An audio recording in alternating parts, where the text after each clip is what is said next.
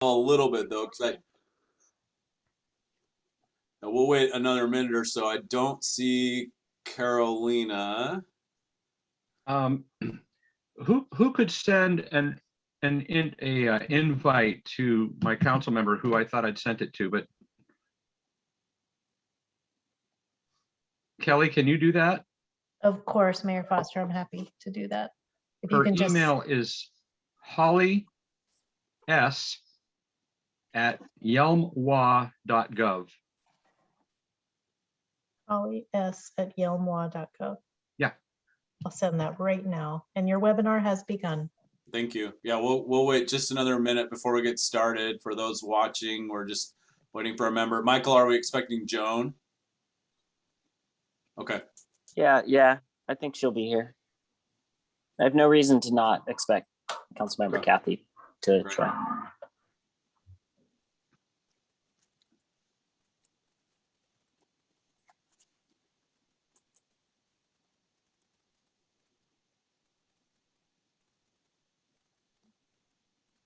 Brad, I haven't seen you in so long.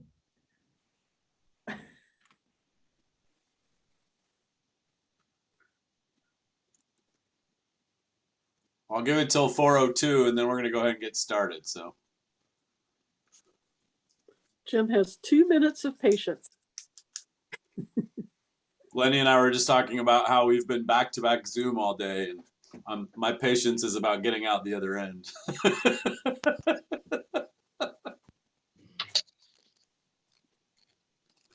There's Scott joining us. Welcome. We're just stalling for a minute because we know there's a couple folks missing. Good to see you. There is a limit to how many hours a day you can actually do this without losing your mind. Yeah, and I don't add it up because just seeing the number will do that. Okay, that's my mark. I said I'd get going at 4:02, so I'm going to go ahead and convene the Regional Housing Council meeting for Wednesday, September 22nd. Welcome, everyone. Thanks for being here this afternoon. We have a pretty solid agenda in front of us, so let's go ahead and jump right into introductions. Let's start in the city of Yelm. Can you introduce yourself, sir? Yes, not Mr. Magoo. I am actually J.W. Foster, Mayor of Yelm. Welcome. Let's go to Lacey. Carolyn, can you introduce your team? Absolutely. We have, my alternate is Lenny Greenstein, and I believe we have City Manager Scott Spence. We have Rick Walk, our Director of Community and Economic Development, and we have the wonderful Kelly Adams. Am I missing anybody? I think we got everybody.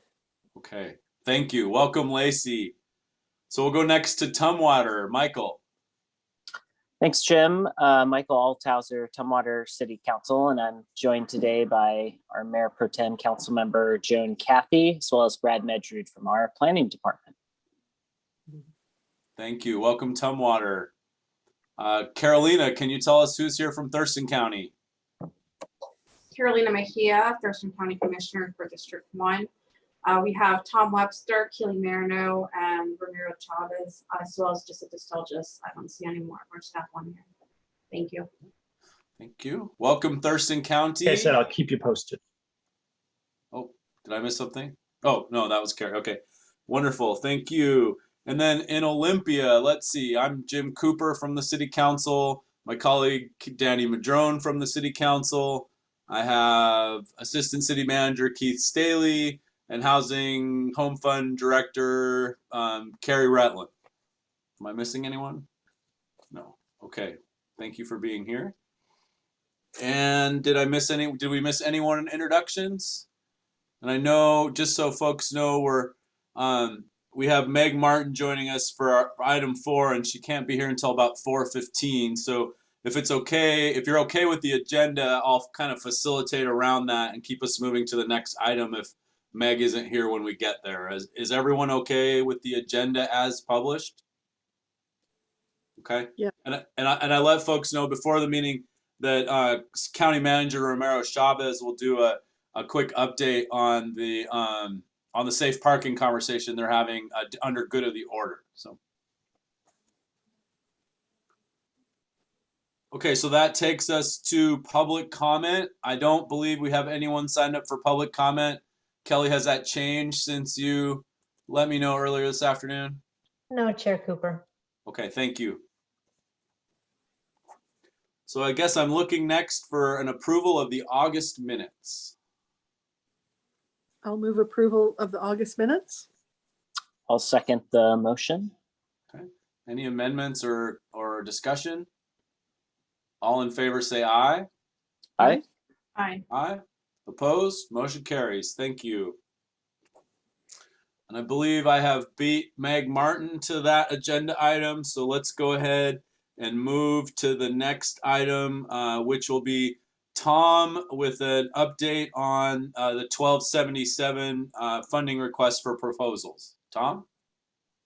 Thank you. Good evening, everyone. So as many of you know, the state legislature passed a new document recording fee known as House Bill 1277. This was a $100 document recording fee. The Department of Commerce is working on a process to go through how they're going to allocate those funds. What are the different eligible categories for those funds? We expect the majority of those funds to be issued early in 2022. However, the Department of Commerce has issued a portion of those funds immediately to counties in order to spend, and they've identified hotel leasing and rapid rehousing as two activities that they want to fund with this initial allocation of funds. So they are making available approximately $1.6 million to Thurston County to support hotel leasing and rapid rehousing activities. In order to access these funds, we need to submit an application to the Department of Commerce before the end of the year, letting them know how we intend to spend those funds. These funds can begin being spent as of, we could back bill beginning July 1st of this year, but the funds must be spent by June 30th of 2023. So during the 2-year budget cycle is when these funds are eligible for use. So what we are proposing to do is to issue an RFP, a request for proposals. Typically we issue our RFP one time in February, as you know, but because these funds need to be identified projects, we want to issue a one-off RFP to solicit proposals so we can submit that application to the Department of Commerce. So this was brought before the funding work group that met last week to discuss. And in your packet, there's an overview of how these funds can be spent from the Department of Commerce. So it talks about the eligible uses of these funds. As I said, it's primarily for hotel leasing, really either for emergency shelter or continuous stay shelter, putting people in hotel rooms as a shelter option, or for rent assistance for people experiencing homelessness or kind of a rapid rehousing to help people get into housing. Happy to answer any specific questions you have about those funds. So what we're proposing is to issue this RFP, so solicit applications. We're trying to do an abbreviated RFP, so something that's pretty easy for folks to respond to. So we would like to issue an RFP beginning October 1st with proposals due October 15th. Our proposal is then to have the RHC technical team review those proposals, bring their recommendations to the funding work group on October 25th in time to bring those recommendations to you on October 27th. So next month, to bring recommendations on what proposals to fund so that we can submit our application in early November and have access to these funds as soon as possible. Also discussed with the funding work group is just some kind of high level parameters for the RFP. One is that we're not dedicating or directing any funds to one specific activity or another, that we would consider all eligible projects under the fund source. And that it's anticipated that awards potentially could be made to both hotel leasing and rapid rehousing. And there's no predetermined or preferred allocation of funds between those two activities. However, there was an indication, or we are recommending that a preference be given to fund at least one project that provides hotel vouchers on an emergency basis, such as vouchers to temporarily support residents following a sweep of an unsheltered encampment. There's some proposed criteria there that the group is recommending, and then an application process, as I said, trying to keep it fairly simple, just 3 or 4 questions, no more than a 4-page application to support applicants not to overly burden applicants since we're asking for a tight turnaround time. So we're asking for your approval and your input on this to move forward with the RFP, and then we would go forward to our Board of County Commissioners next week if you recommend moving forward with this RFP to get their final approval before we can actually issue that RFP. But I'm happy to answer any questions that people may have. Okay, Michael, go ahead. Thanks. Is there any kind of local match or anything we have to contribute to this to access the dollars, or is it essentially a free pot in that sense in terms of local contribution? No, there's no local match. It is, yes. Good question. Great.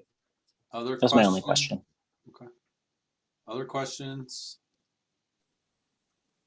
So I was just wondering, you mentioned there will be more coming after the first of the year. Do you think that will align with our normal, like the standard RFP process timeline? I am hopeful that it will. I anticipate Commerce, several months ago back in maybe July indicated that they expect to have kind of more guidance on those funds kind of December of this year, or maybe January. Okay. So that's what they were targeting. So if they stick to that timeline, that should line up well with kind of our next funding process. Okay. And then you reminded me last week that that's a lighter load than it was this year because we did 2-year funding for most of our sources already. That's correct. Okay. Lenny? And just wondering, Tom, any idea how much, so this initial money is 1.6, any idea how much we're looking at going forward on that? I don't have a definitive answer. We are guesstimating that our total allocation would be in the $4.5 million range. So perhaps another $2.5–3 million coming at the beginning of the year, but that's really a guess on our part at this point. Thank you. Any other questions or clarifications? Scott? What's your estimate in terms of number of people that would be helped by 1.6, like individuals or units that you'd be able to support? It really depends on the project, especially in terms of rapid rehousing, is different than hotels. If this money was exclusively used for hotels, this would fund, once again, depending on what hotel rate you get, it's probably, 25 to 30 hotel rooms over a 2-year period. So if you broke that up and did some short-term stay hotels, so it really depends on how the program is structured. But if you just put it in hotels and rented, 25 hotel rooms for the next 2 years, that would probably get you around 25 to 30 kind of hotel rooms, once again, depending on hotel rates. Scott, go ahead. Sorry, one last question. Would there be a requirement if you do rapid rehousing, especially in the hotel realm, that there's some kind of follow-up or support? We just have had experience where people are putting people in rooms and then there's been unintended consequences of that. Yeah, and so this money, in addition to paying for the hotel room, can pay for those services that support those folks in the hotel. So this funding includes kind of the operations to support those. So that's why it's also hard to tell, how many people you would support. And some of the questions we would propose to include in the RFP is a plan on how residents would be supported with these dollars, and also an exit plan of what's the plan to exit them, hopefully into permanent housing if possible. Great, thanks. So that brought up a question for me.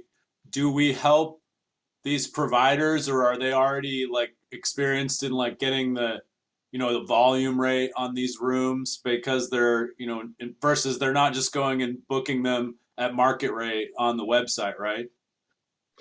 Correct. We have some of our providers, I would say especially Family Support Center and Safe Place and probably Community Action Council do work with hotel providers and kind of have that negotiated a block of rooms. We have heard, I will just say kind of on a side, we did bring this to the Housing Action Team beginning of September to get their input on how they thought, for their recommendations, how to structure this.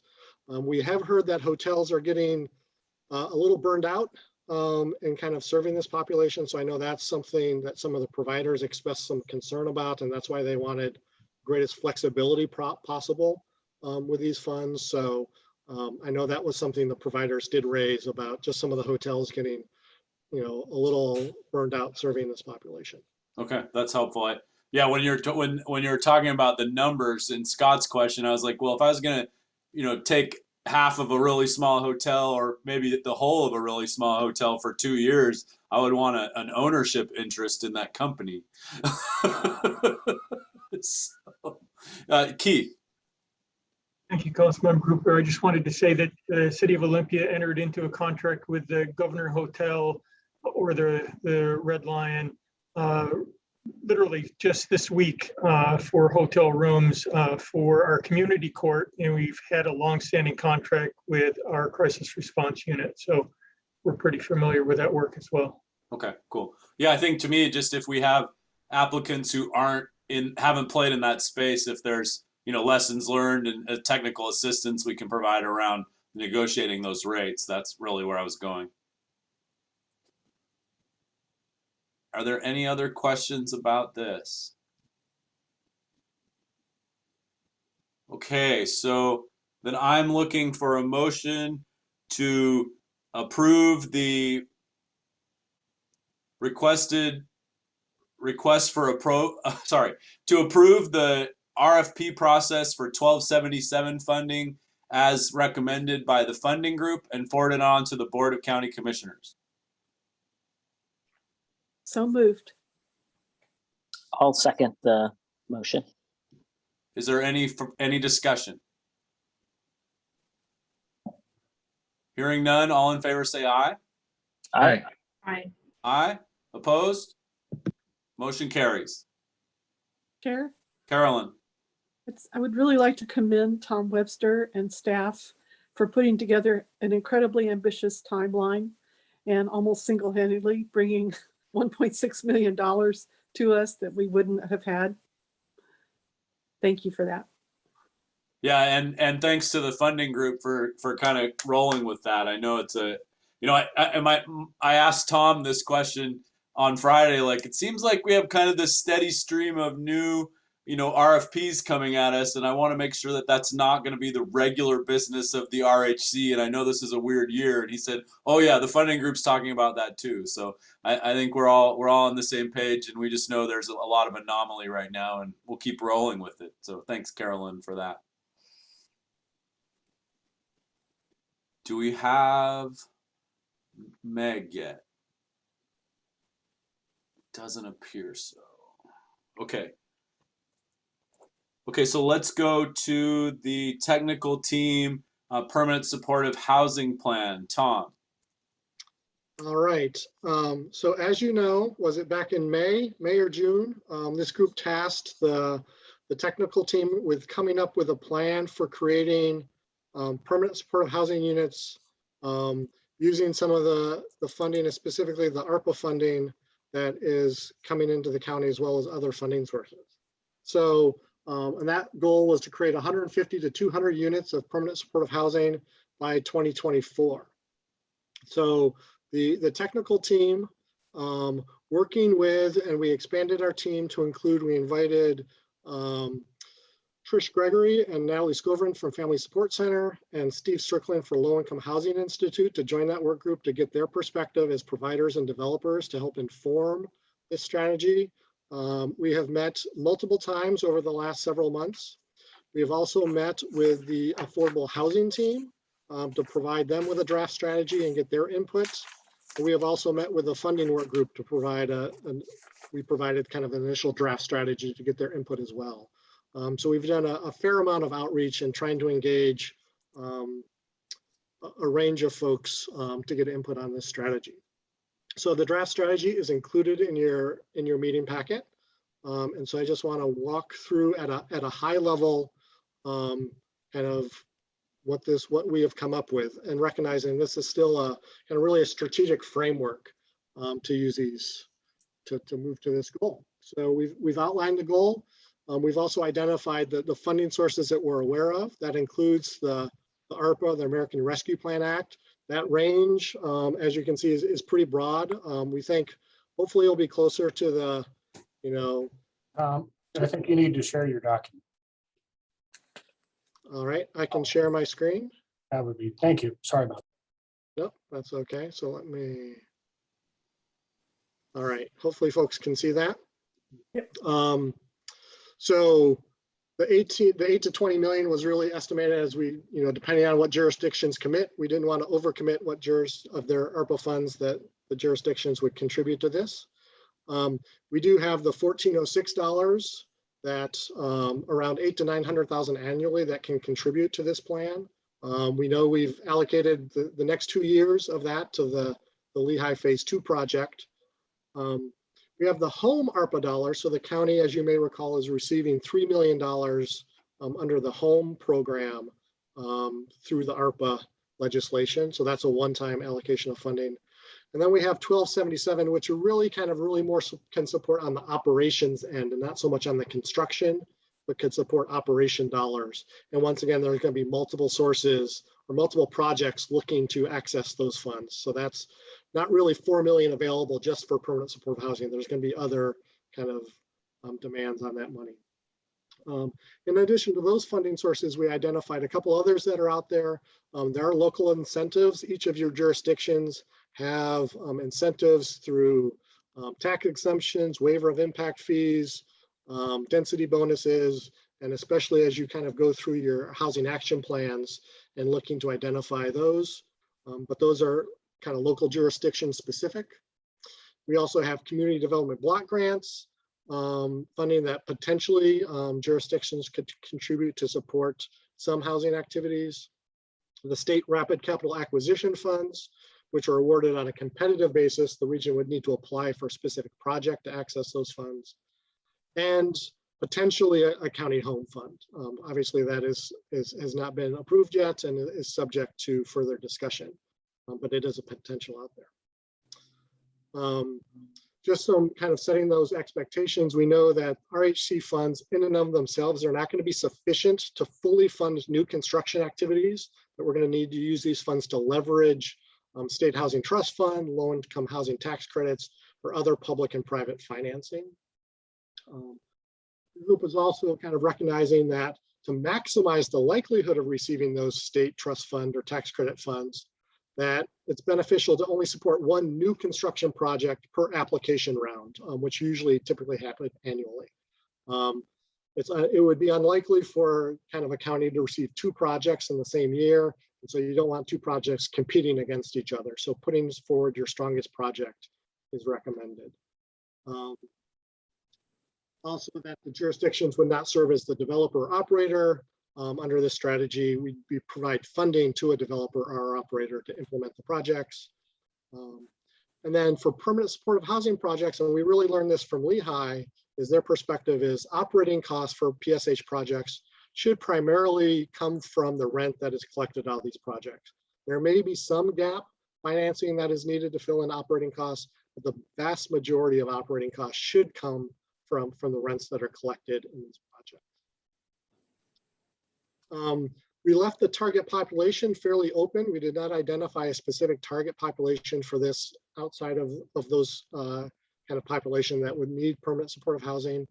But as you look at funding specific projects, it is important to think about the range of different populations and make sure there's a balance of different populations being served under the different projects. So the group is recommending projects under 3 broad categories. And part of this was to also make best use of the funding sources that are available. So the first recommendation is to acquire a hotel or potentially an apartment, but I'm right now focused on a hotel.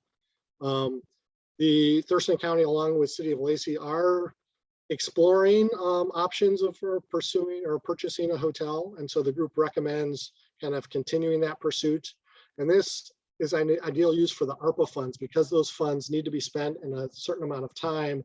A hotel acquisition was seen as a good use for the ARPA funding. One of the things that the group really struggled with or debated and talked a lot about is the use of that hotel. There was kind of an interest in maybe starting off using the hotel as a shelter and then transitioning to permanent supportive housing, or using a part of it as a shelter and kind of permanent supportive housing, or just going straight to permanent supportive housing. The kind of the downsides with PSH is once you acquire the hotel, there will need to be some significant renovation of a hotel. to install kitchenettes and other things to make them function as standalone permanent supportive housing units. So the rehabilitation would be fairly substantial and could take some time. So that was some of the trade-offs that the group talked about. We also talked about the difficulty of if you do put people in shelter, then how do you do the construction at the same time, or then you have to move people out and then where do they go? And kind of the challenge of managing that. So those were some of the discussions that the team have. And so we've really kind of put both of those two approaches there. The general kind of outcome of the group was kind of a preference for moving straight to creating permanent supportive housing units, but there's certainly a real, also a real benefit if a portion of a hotel could be used immediately or after some minor renovation for sheltering, for non-congregate sheltering. The second option or the second approach would be new construction activities, kind of more traditional, similar to what Lehigh is doing on Martin Way.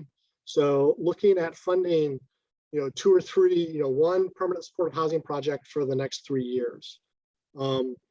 This would be a good source. We looked at the home ARPA funds. Those have a little bit more longer timeline to expend those funds, potentially a county home fund or 1406. The ARPA funds were seen as less desirable for these, knowing that new construction projects take a while to secure the land and kind of start to the development process. So we were a little nervous about the timeline of when the ARPA funds need to be spent. So that's kind of the thinking about kind of those funds. Siting will be important on that.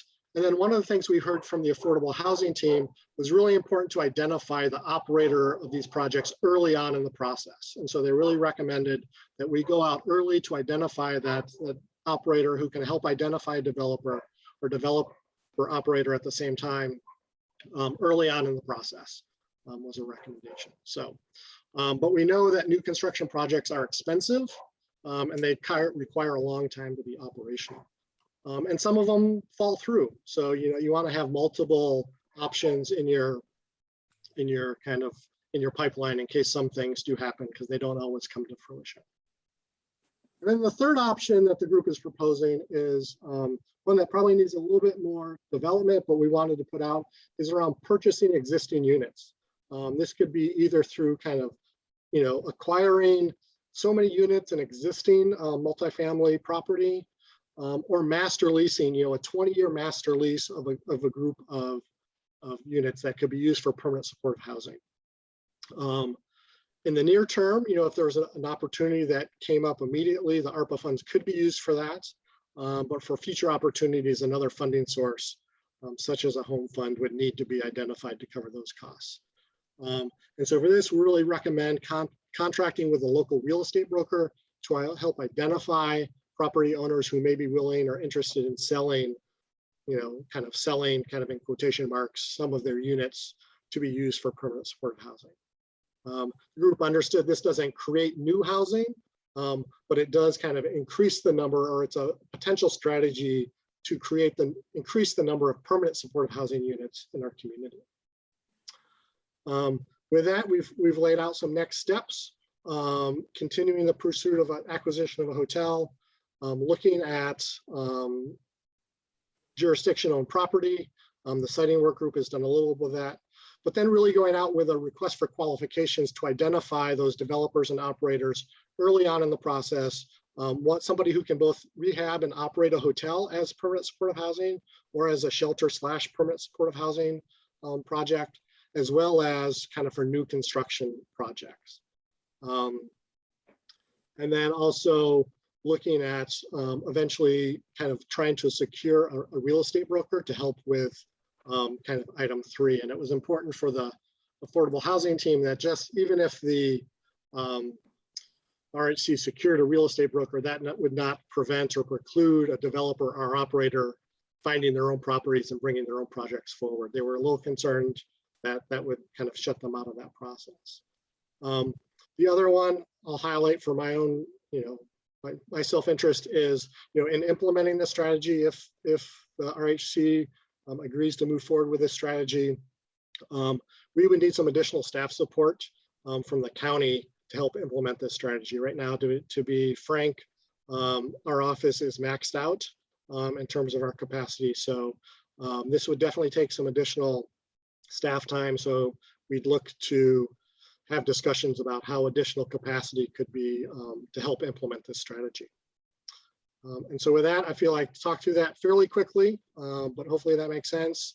And ask anyone from the work group that worked on this to weigh in if you have comments or anything I missed or important elements of that discussion, but happy to take any questions that folks have.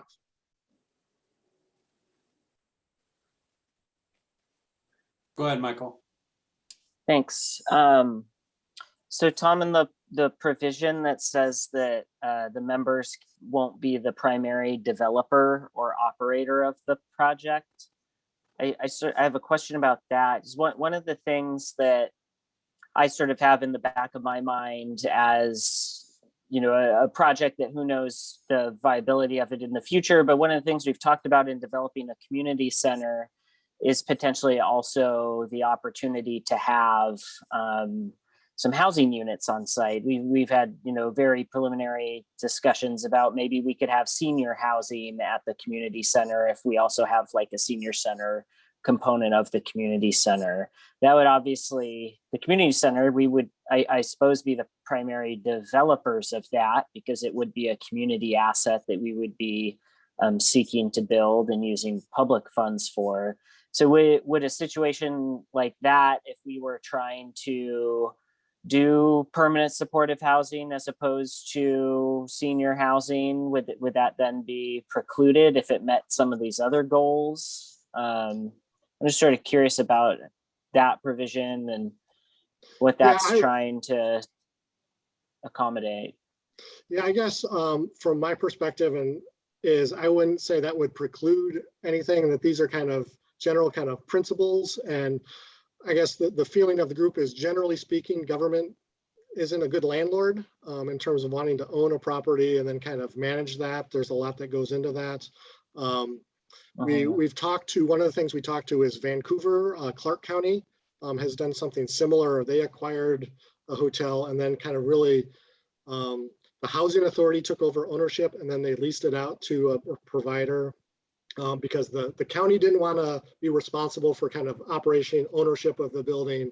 The provider didn't also, and so having the housing authority being the owner made sense for kind of in their situation. So I think it was more of a general recognition that there needs to be some consideration for who kind of owns the property and is kind of responsible, and that generally speaking, it's probably not something that's government, a local jurisdiction is best positioned to do. So is that what King County has done with they've bought up 3 or 4 hotels at this point? Have they transferred it to the KCHA as opposed to owning it themselves as a form of public housing?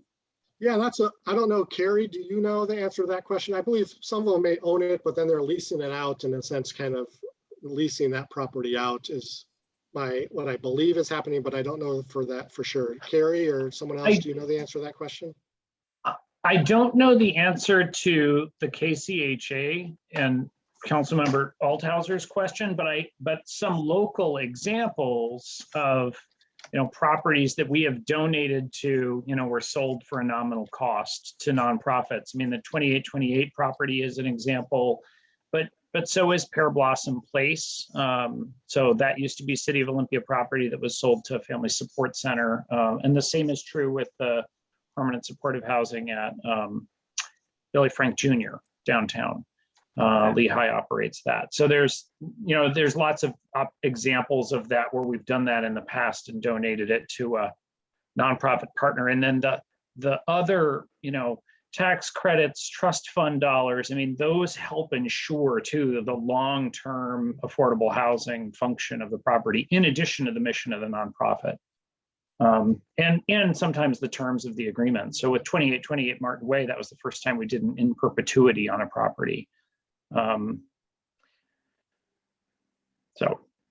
okay, those are some local examples.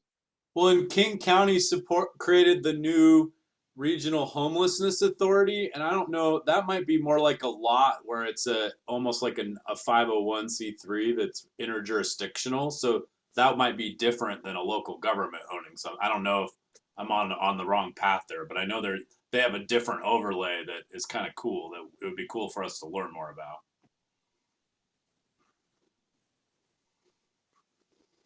Yeah, and I don't know, I can't speak to that either way, Chair Cooper, but I do also know we have other examples where the city has retained the property. So Plum Street Village, we're leasing that to Lehigh in the event, because it's connected to other city properties, in the event that we wanted to use it for another public purpose in the future, outside of the shelter purpose that it's being used for right now. Good question. Other questions?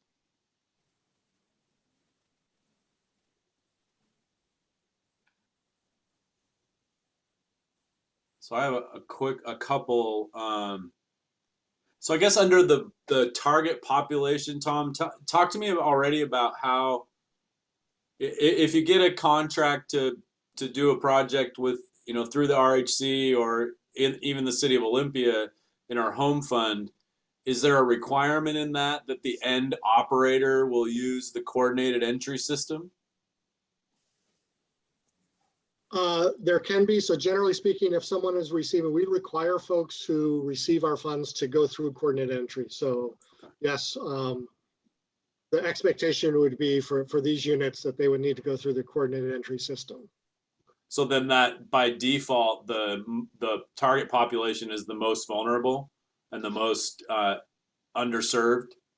Yes, although you could kind of say this is specifically housing for senior housing. And so you'd kind of have eligibility for that, or it could be, for families or for, for veterans or whatever your population is. So you could have subpopulations, and within the coordinated entry system, you would take those who are eligible based on priority. So based on the site's expectations of the renter, and their target population. Got it. Yeah, that makes sense. And then we would use our pipeline process for this.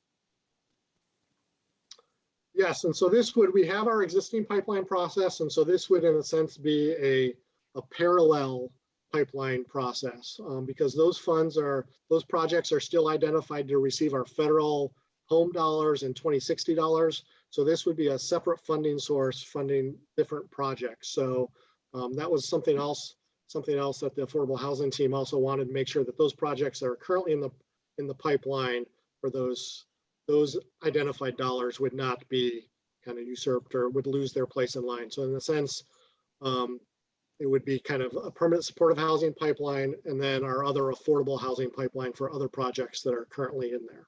Okay. And my last question, and I know now I have other hands, all I needed to do was start asking questions and other people would have. Do the non-home ARPA funds encumber property long-term at all in any way if they're used in these projects?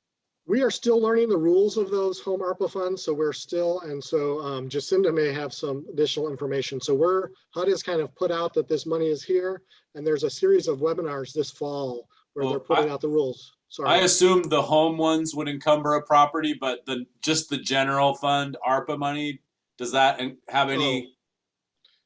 Not that I'm aware of, although we could certainly impose that. That could be a requirement that would with ours that we could include, but I don't believe that comes with the ARPA funds that I'm aware of.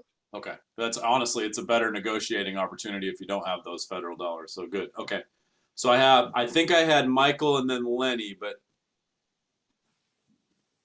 Yeah, I was just going to suggest that when in the section where we discuss the goal of 150 to 200 units, that we maybe devote a teeny bit of airtime or some words towards how we think 150 to 200 will help fix some of the issues that we see on the ground, whether that's taking some of the data from the study that identified that permanent supportive is like the area of units where we're sorely lacking, just so that, an unfamiliar reader who's reading that gets the context of why that plan is needed, in particular for addressing the shortfall in our system that we're currently experiencing.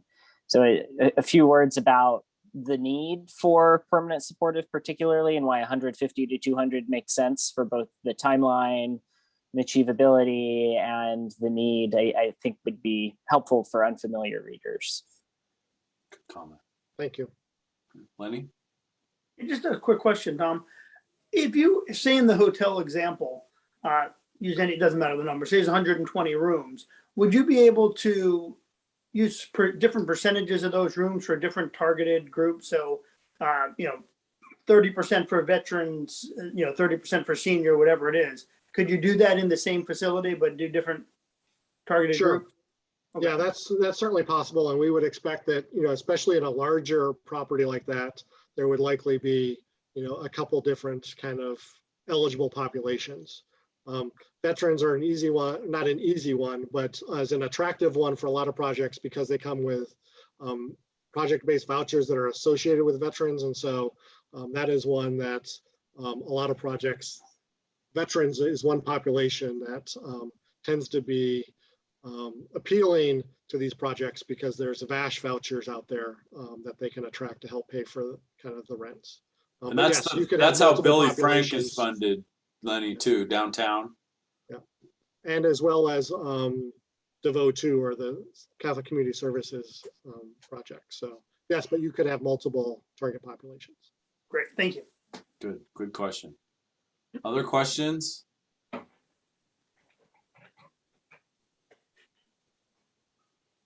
So Tom, what are you asking for us for something today, or is this in continuing to evolve?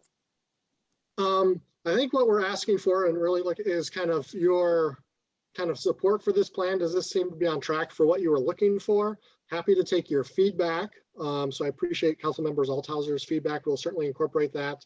And whether it's appropriate to come back next month with a final plan, if you want to kind of send us additional comments for approval, or you want to do that this month, I kind of look to you in terms of kind of next steps of how this body would like to move forward. But we're looking for kind of continued guidance to whether this plan needs some revision or whether it's ready to be adopted, and then moving forward with next steps of thinking about issuing an RFQ or some document to kind of identify, to start that, developing that pipeline, especially for those new construction projects. Continuing, and then just kind of general sense of continuing to pursue the acquisition of a hotel, and then maybe kind of also exploring engaging with a real estate broker. Okay. So then I guess to me, oh, you have a question, Michael, or are you going in? Well, I was just going to ask if waiting to come back till next month, if that would mean that it stalls staff efforts for 30 days on implementing some of the steps. Like if we approve the plan tonight, does that mean that then we sort of do an assessment over the staff need, like you mentioned, Tom, about how some more FTE power is going to be required to kind of get some of these things off the ground? Like if we come back in a month to approve it, does that mean that we have essentially delayed 30 days in taking some of those initial steps and assessments?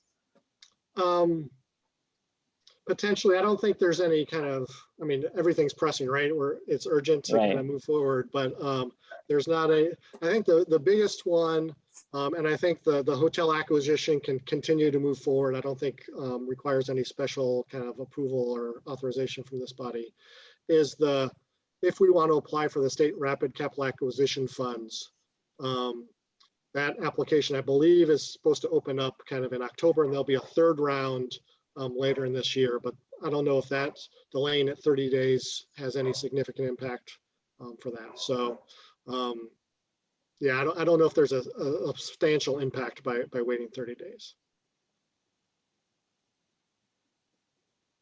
But you've had the jurisdictions like the Ricks and the Brads of the world have already weighed in on this?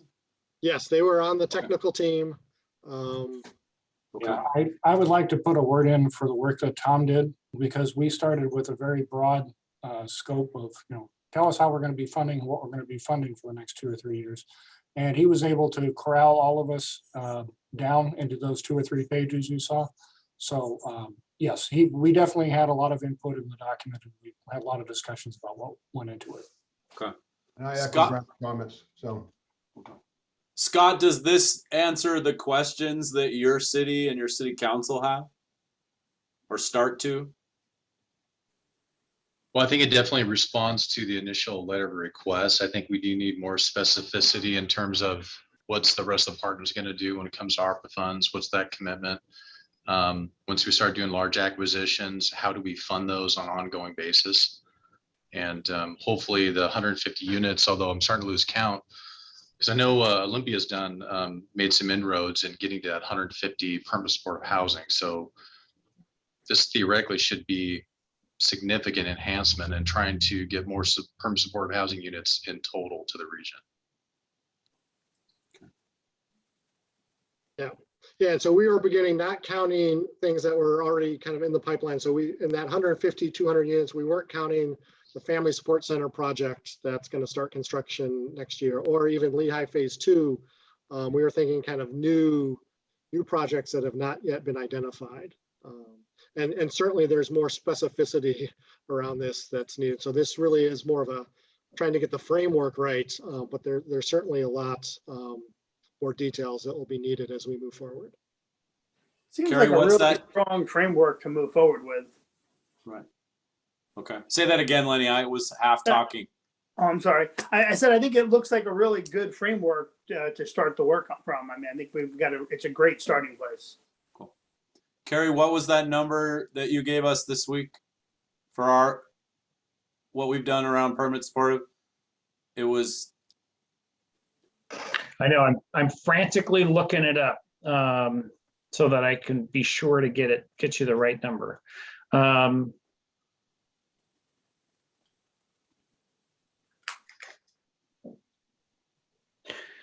248 is the unit total that City of Olympia Home Fund has been a part of contributing funds to. So 248 units, $2.8 million in home fund. Okay. And so then and if I remember right, the whole countywide plan through 2024 is only 300 units. Right? So we're about 50 short of that.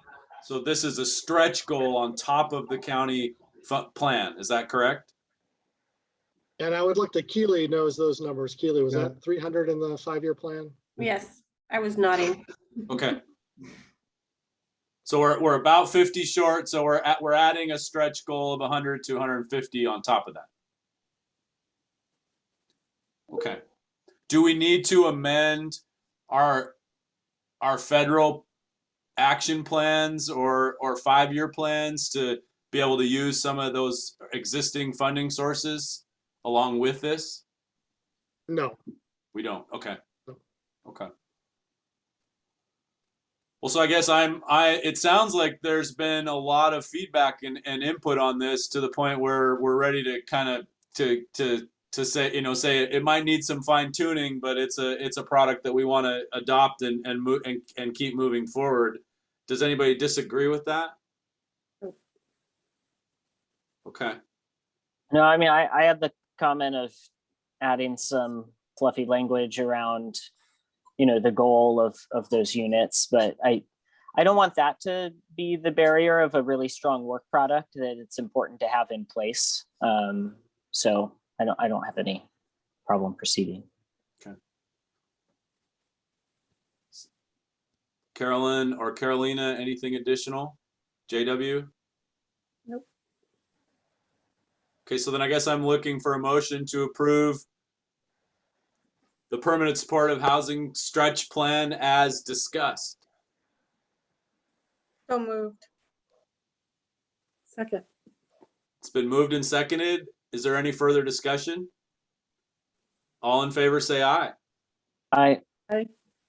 Aye. Opposed? Motion carries unanimously. Thank you. Wow. This is way more significant than it feels when you're sitting on Zoom. So I want to echo Brad's comments about Tom and the team kind of keeping this moving. It was a big lift and a big ask in a very short amount of time for folks in our business to pull something together like that. So I really, really appreciate everyone.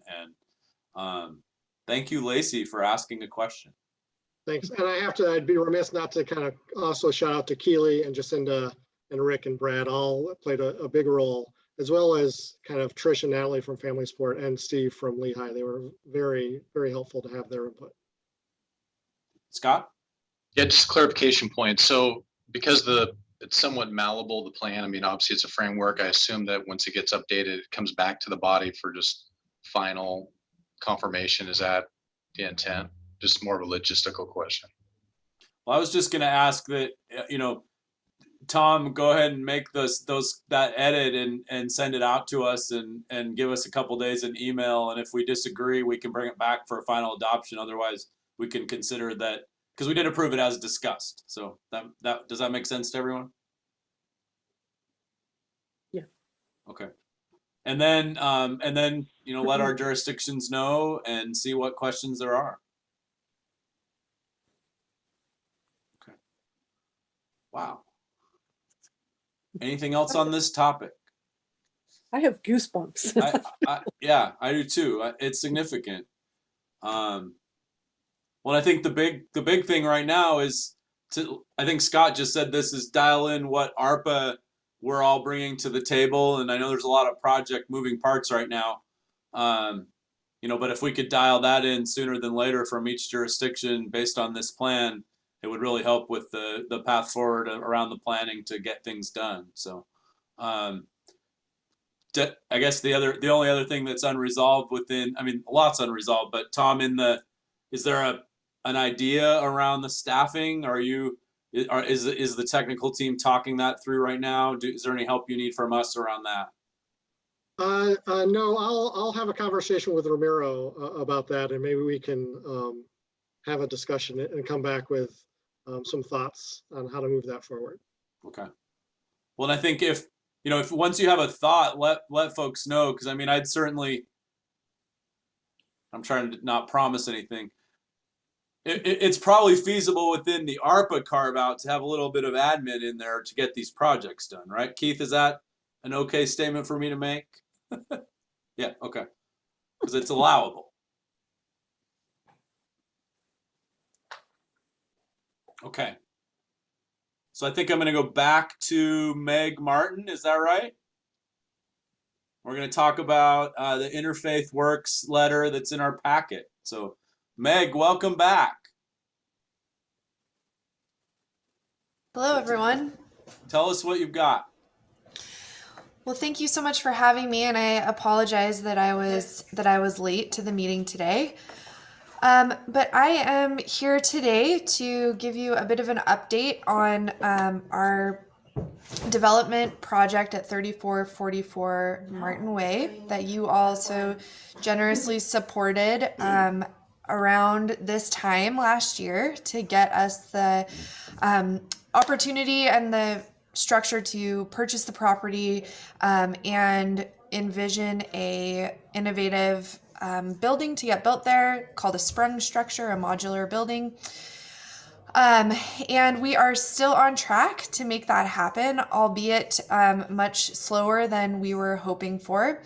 We have run into some significant delays on this development project that are in regards to COVID-19 in sort of multiple different ways through the construction process, the supply chain, the ability to mobilize and demobilize construction teams. We had at one point when we were doing demolition of the existing building, there was an outbreak in one of the subcontractor companies. And so we had to, it's just sort of been different delays for different reasons at different parts of the process along the way. We are really happy to report that we finally got our final permit on Friday to be able to get construction really rocking now. So all of those pieces are in place. And so demolition of the building has been completed months ago at this point. All of the supplies are on site, ready to go. So now we're just mobilizing the construction team since our permits are in. As you remember, this development is a public and private partnership with financial support from all of you and all of your jurisdictions on this call, as well as private contributions made to Interfaith Works financially for the construction, but also through in-kind donations predominantly from the First United Methodist Church of Olympia, who has provided a space for us to operate the shelter out of. Originally, it was only supposed to be through March. They've extended it graciously.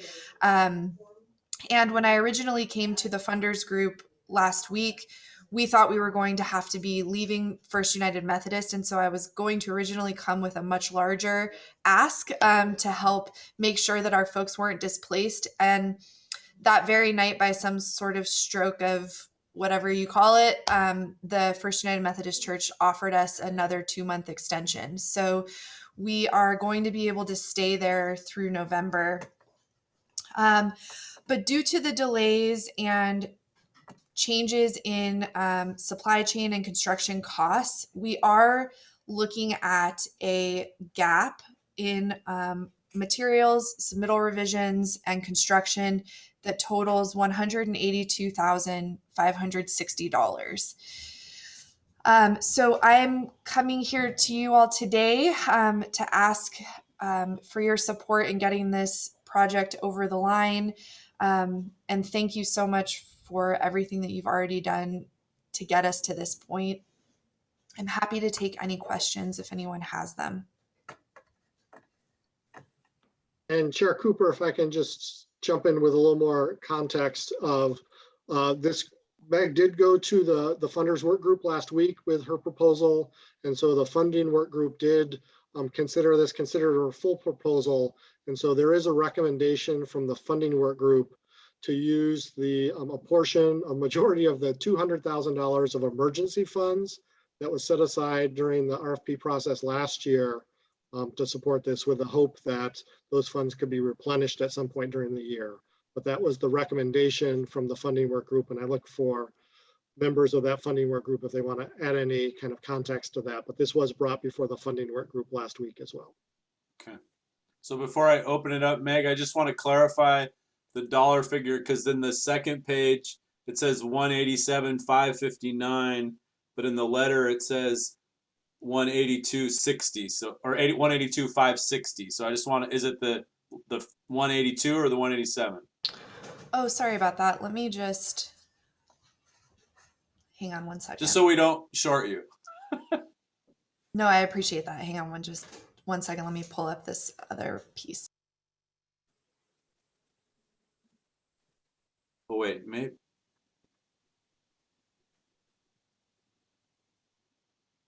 Yeah, because I see the funding gap, you have 182,560, but then 2 charts down has the total request is 187,559. Yes, that's a mistake there. So it is the 182,560. Okay, perfect. Okay, good. Thank you.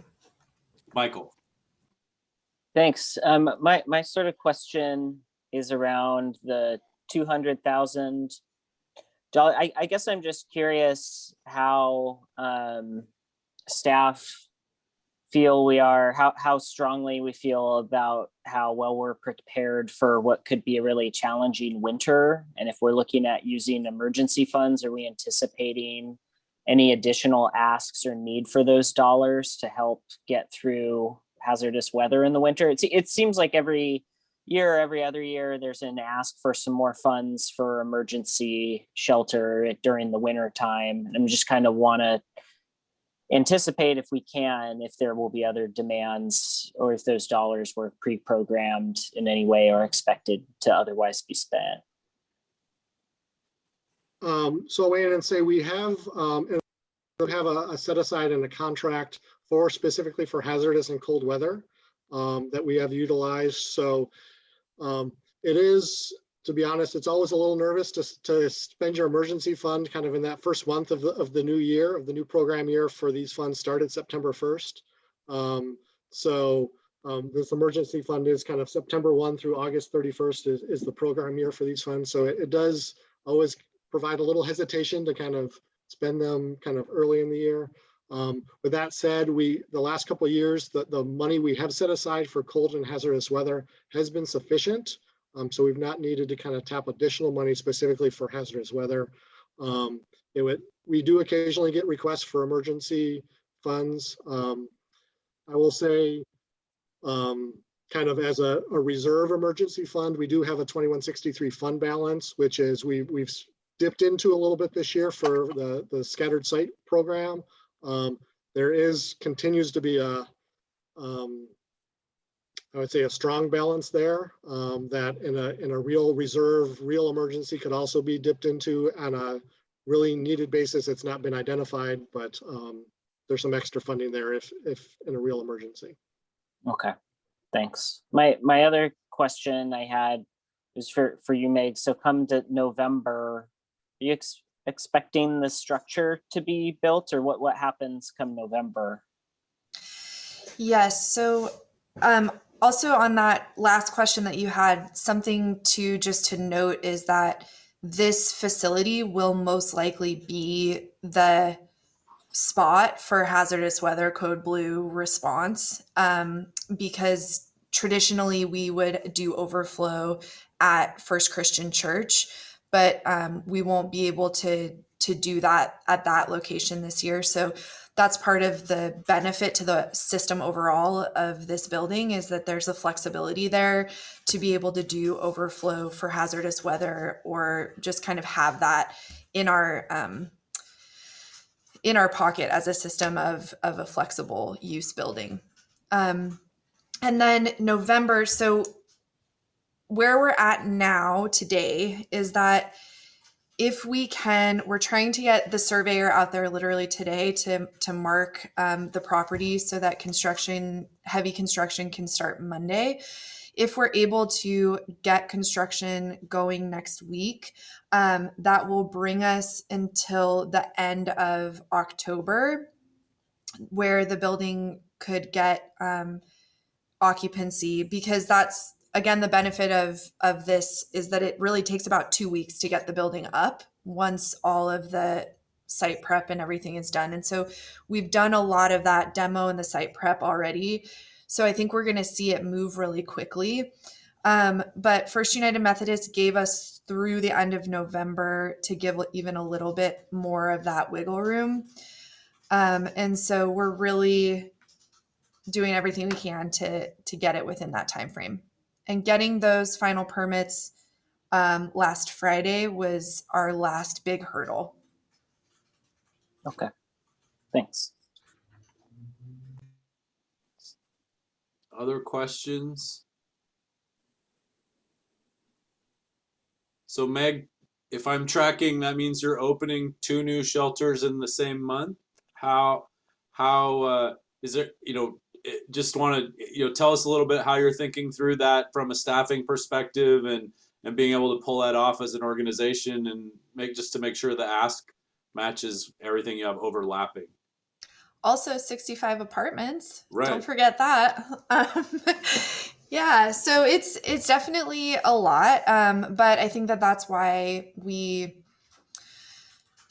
have always really relied on partnerships in the community. And so we're planning ahead. We're already planning with Lehigh and the Housing Authority and Community Action Council, months in advance, so that we have a really solid plan in place for how we're going to transition people out of the shelters into apartments or into the new shelter space. My hope is that we can really get this off the ground for 3444 closer to the beginning or middle of November, because that'll give us a month or so until occupancy at Unity Commons is really ready to go. And that will be a bit of a gradual process over the course of probably a month or a month and a half to get Unity Commons all the way leased up and totally full. So it's definitely going to be a lot after a year and a half of a lot, but we are currently operating 2 24-hour operations. And so I think that we've got what it takes, but Right. I appreciate the question because it is a lot. Well, and everything that gets better with 2 modern facilities too, right? So Yeah, we're definitely gaining a lot of capacity by having facilities that are actually meant for the work that we do. So that is a phenomenal place for our community to be. Thanks to your leadership. well, thank you all for your support and for just having a cohesive vision as a region. It's been a lot of work and a lot of time from so many people on this call and other people in our community to get us to this point. So thank you for all being here at the table working together. Any other questions for Meg? So we have a recommendation from our funding group to close the gap on 3444 Martin Way project with Interfaith Works at the amount of $182,560. Is there a motion? So Yes. moved. Oh, go ahead, Carol. Well, I was just going to do a quick disclosure here before we vote. I feel like I can vote, but I am a board member for Interfaith Works, and I also serve on the RFP committee that is recommending that this go forward. So I just felt like I had to disclose both. Thank you for doing that. I have a motion. Is there a second? Second. Second. Okay. A second from Mayor Foster. Give it. Any further discussion? All in favor say aye. Aye. Aye. Opposed? Motion carries. Keep on keeping on, Meg. You're amazing, and I'm everyone involved with everything that's happening in these 2 projects is really setting a standard for the future of our community. So thank you. Thank you all very much. I appreciate you. A lot of hope being held out for these projects. So. Okay, so that takes us to a communications update. And we told Megan she didn't need to be here, but then it stayed on the agenda with my name by it, and I can't remember why. Keely or Tom?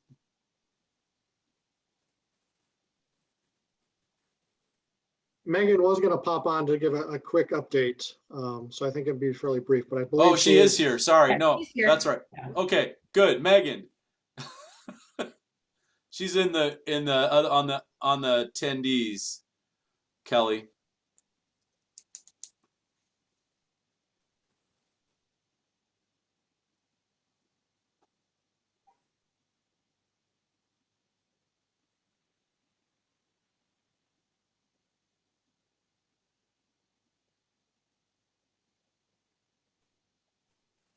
I always wonder where people go in the 10 seconds between being on one list and not being on another.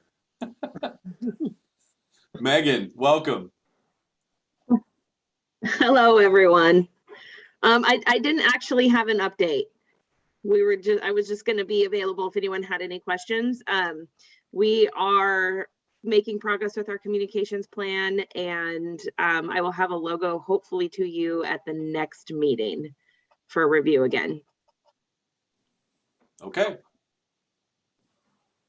Yeah, I think we decided we wanted to make sure we kept it on. Thank you for that. Keep it on the agenda in case there's questions or things we need to talk about. So. Yes. Okay. Anything for Megan around communications? Okay, thank you, Megan. Oh, Carolyn, go ahead. Well, I don't want to put Megan on the spot, and it almost feels like if she could stick around till Ramiro gives his thing. I have a question around communication plan and Carpenter. Yes, I will stay on then, and I'll be available for that. Okay. Thank you, Megan, and good question, Carolyn. Okay, so that takes us to the HAT and RHC retreat update. So I'll tell you, we had another great conversation at our planning call on last Friday.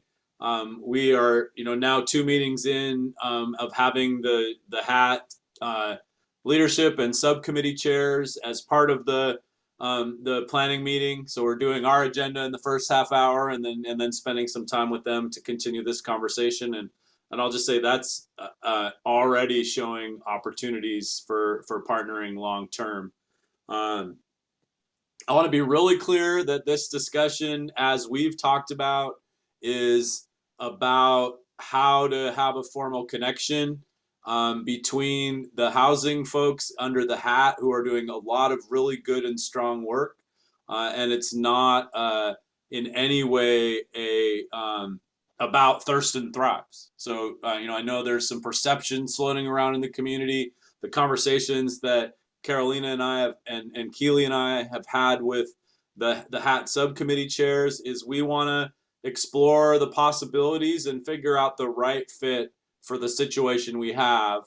And we know that we need to be partnered in a better way, and that doesn't necessarily have any implications for the future of Thurston Thrives and its work, or even where HAT lives, until there's a picture in front of us for us to react to. And so we are going forward with Carolina and I have been scheduling with the subcommittees, and so between now and December, her and I and staff will go to the subcommittee set, have a conversation with them, get some feedback from them. We'll have a set of replicable questions that we will ask, all gearing up for an actual retreat sometime in late winter or early spring. Depending, honestly, probably mostly depending on where we are with the pandemic and our ability to get together.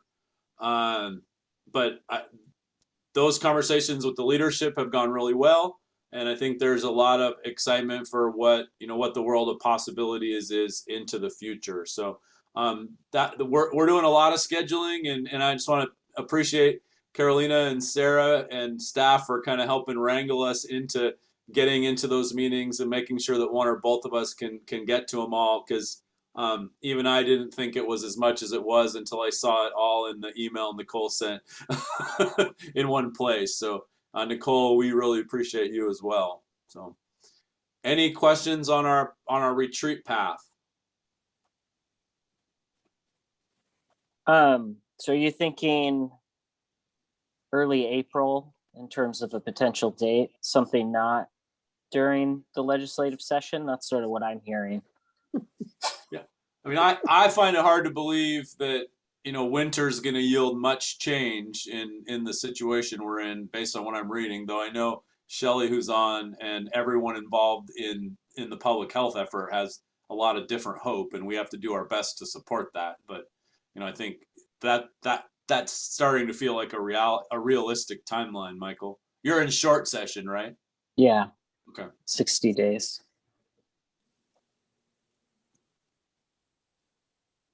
I know we're committed, but there's nothing that we have each other's ear and ability to do what we need to get input from each other in the short term, and it feels like everyone's dedicated to that. So, Keely, anything about that conversation that should be added? Oh, I think you did a great job. Okay. Any other questions there?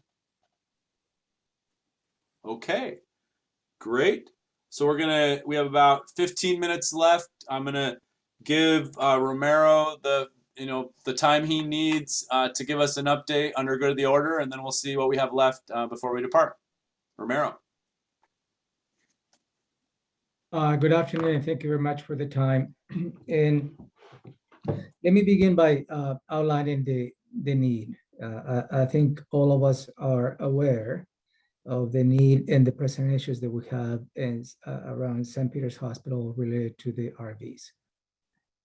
That has evolved into a more even immediate need that we need to address. So first of all, I'd like to say thank you to Councilmember Greenstein for the time he gave me to have a conversation about this issue. So I appreciate that. And pleasure. It also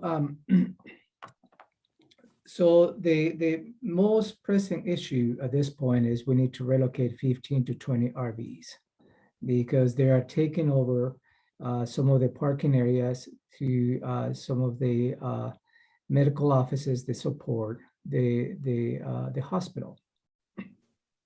And we have been working as to how we can provide this solution for the city of Olympia to come back and start enforcing parking in this area. Look at many different options. And one of the options that we looked at presented to the board last Tuesday was the carpenter in Martin Way, the public works pit that we have in there. And I think that something comes out of a little bit of created a little bit of anxiety is because I asked the public works staff to move the materials out of that site. And as a result, they saw some construction equipment, and the reaction was logical that we have from council members as well as some of the businesses they're nearby. So, and in fact, just this morning, I did have the opportunity to have a conversation with the owner of the cigar shop and explain what I'm about to explain to you all, as well as how I explained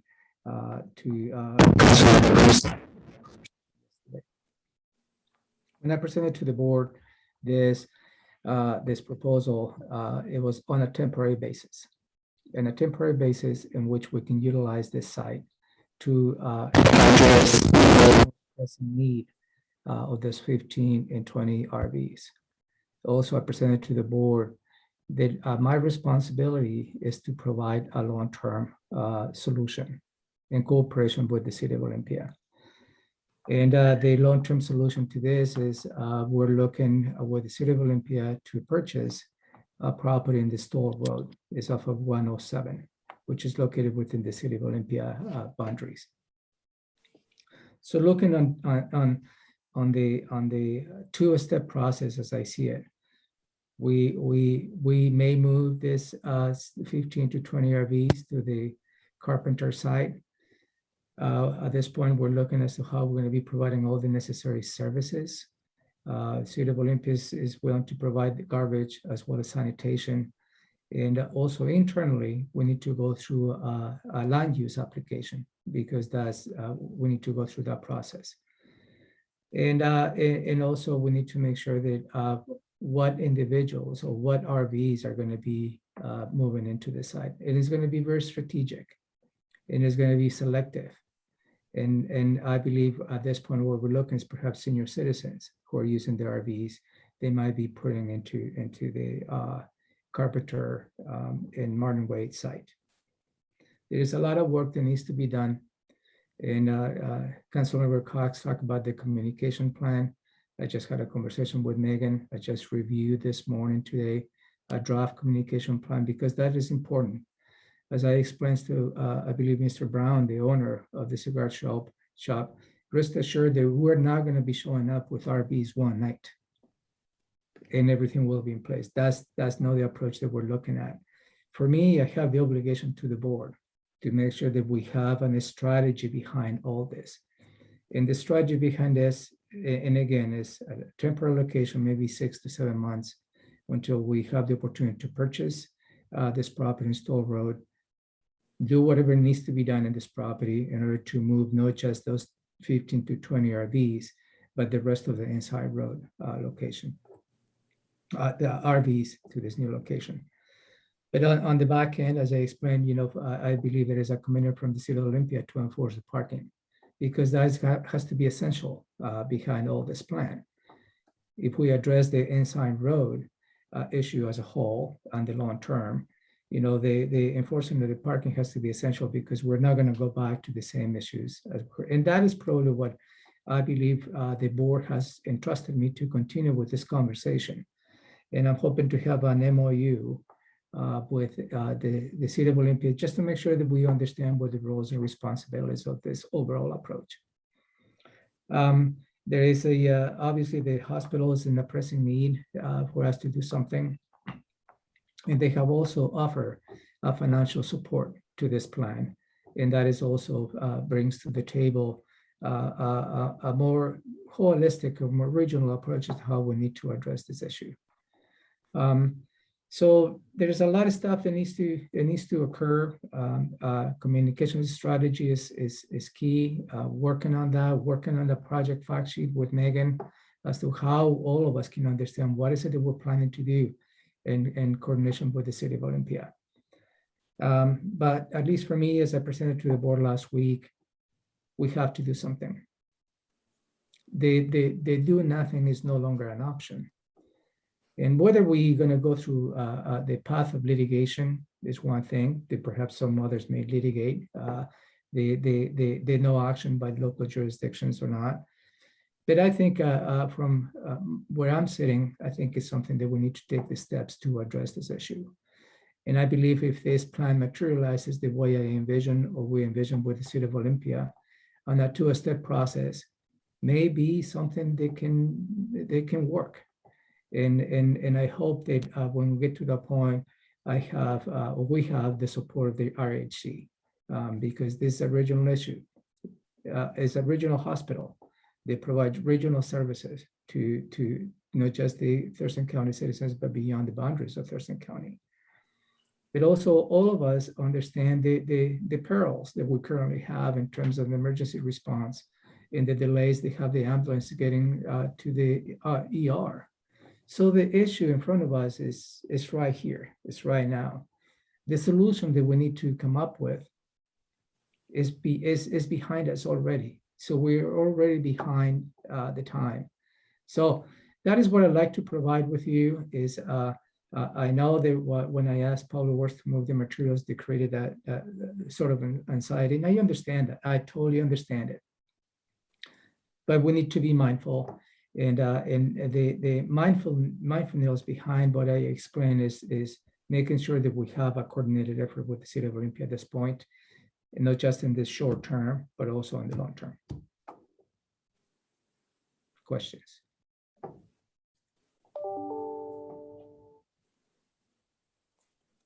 Lenny All has right, a- go ahead, Lenny.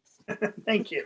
Just a couple of quick questions. So I don't know how many RVs there, but I'm guessing there are somewhere in the neighborhood of 60 to 70, I think last time I saw.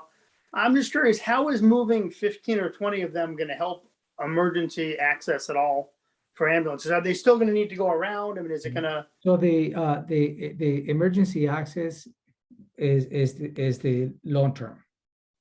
Okay. So right now, the 15 to 20 is they're impeding access to the medical provider supporting the hospital. That is the key element. That is the immediate need. And I guess the second part to that is, when you say temporary for the Carpenter site, what is the time frame that we're looking at for temporary? I hope that it will be my at least the kind of expectation, no more than 6 to 7 months. Thank you.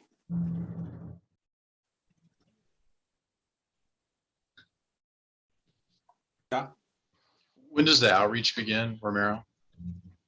I just reviewed the communications plan, so we need to start moving forward as to when and how we're going to be implementing the plan. So the sooner the better. My outreach started today when I met with the owner of the cigar shop, and that I took that on my own because I believe the business owner needed to hear from me as to what the plan is. And I believe that I eased at least some of his concerns, and I answered his questions, and he offered to be the conduit to communicate some of our strategies to the local other business owners. So I believe it was a fruitful conversation. And again, so the communication strategy has started today. It started yesterday, and in fact, it started last week when I started reaching out to the stakeholders. I reached out to you, Scott, I reached out to the sheriff's office. Thank you for the time, Councilmember Greenstein yesterday, and again today with the owner of the cigar shop. You may want to reach out to Titus Will. They are very concerned. Yeah, They have the car. They have the used car yeah. lot right there. Yep. We'll do. I asked Megan to reach out to just make the connection to the owner cigar shop. He offered to be the conduit and facilitator. So hopefully we can bank on that offer. Well, I would just ask, as soon as you have a set of talking points for us to that, an outline that you can send it out, because there's a lot of misinformation out there already, and it's, Yeah. Yeah, kind of I think unfortunate. I think Honestly, people are making things up, which is yeah, unfortunate. I think we are probably 80% there. Would you agree with that, Megan? Yeah, I wanted to add, we're meeting tomorrow afternoon to try and finalize that. So I suspect that if not by Friday, very early next week, we can send that out. Yeah, and I just think emphasizing that it's a county piece of property and it's a regional problem are the biggest things right now. Yeah, those are both definitely in there. Good. And that it's temporary. And the temporary aspect, absolutely. It is there. Yeah. Right. And, it's just so important that we all be basically talking from the same script so that we reduce the misinformation that is getting churned up. I mean, I think Lacey's a little sensitive because this is right on our doorstep, and there has been such a furor when we've proposed other uses for that site. And so we want to do this well so that people know what to expect, and will be more comfortable embracing it when it comes, if it comes. I have been using the City of Olympia's name in vain, so Keith. Anything additional, Keith? No, sir. Ramiro, I did put together a draft of an MOU and share that with Tom and Keely on Monday. So. Okay, we'll work on that. Thank you. Well, I want to thank you for your leadership, Romero. It's a big lift to do this in this moment, and it was kind of, I think I was starting to wonder as I saw that the line of vehicles extend up around the corner. So I think it's been really clear throughout the conversation at RHC that if one jurisdiction or small subsets of jurisdictions have ideas and ways to help in the situation we're in, go do it and keep us in the loop. The RHC has no ownership over everything housing and homelessness. We want to coordinate what's within our power and be working towards the same goals is the ultimate outcome that I think we discussed. So I really appreciate this as much as I appreciate the Lacey County conversation around a hotel. So let's keep some of these ideas moving. And Michael talked about the possibility of something cool in Tumwater just a little while ago, and those kinds of creative ideas are what we need from every partner at the table. So thank you for that. So anything else for the good of the order? We have 3 minutes. Michael. Mine's really brief, but at our council meeting yesterday, we voted to allocate the next 2 years of the 1406 for the Lehigh project that we discussed at the last RHC meeting. So we took that action yesterday.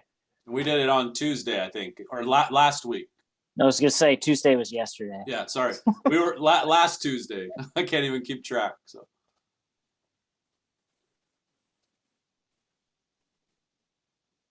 Shelly, do you want to give us any updates since you're here? Hi, everyone. Well, I don't have good news to share. If you were looking for something to help you with that in-person retreat, I definitely do not have that today. We're at over 17,000 cases in Thurston County, 187 deaths.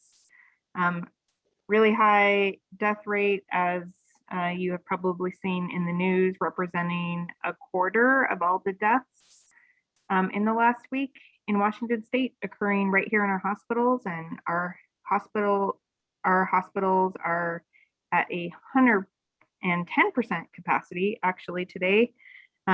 So really challenging, but we are encouraged by seeing some slight downward trends in the number of new cases.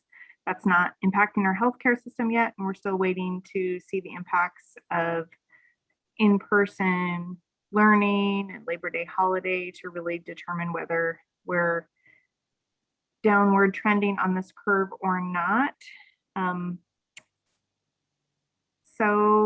But I guess, encouraging news in terms of housing and homeless services, we do not have any current outbreaks occurring in our shelter system. And so that part is good. And just great work to our housing team who does tireless work on all of this amidst this pandemic. And thanks to all of you. Happy to answer any questions.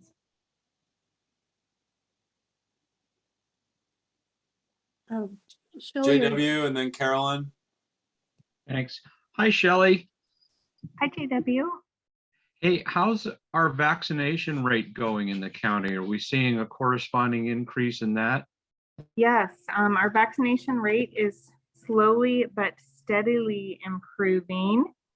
And I was trying to pull up those numbers right in front of me here. Thought I had it right in front of me. I may not be able to pull that off right now. I can tell you that we did reach our goal of exceeding 70% of those 16 and older. Few months later than the state, but making progress. We've been really busy at our vaccine clinics. The requirements at the federal, state, and local level amongst various employers has helped to encourage people to get vaccinated. So that's good. And we are planning for upcoming boosters to be approved. Question, Carolyn. Thank you. Well, JW covered most of my question, but I'm curious whether you're still doing outreach and mobile clinics in rural areas and to targeted populations. Yes, we absolutely are. Equity and having access to vaccines for the underserved is our primary focus. We have a team that's dedicated just to doing that. We have a special populations coordinator who focuses on that exclusively. And we are ready to deploy our mobile unit to places throughout Thurston County. I will say that we are experiencing healthcare staffing shortages just as our healthcare partners are. So that is a major concern. There's critical staffing shortages everywhere, and that impacts our ability to vaccinate people. So that's a challenge that we're experiencing right now. So we don't have as many scheduled this week as we would like.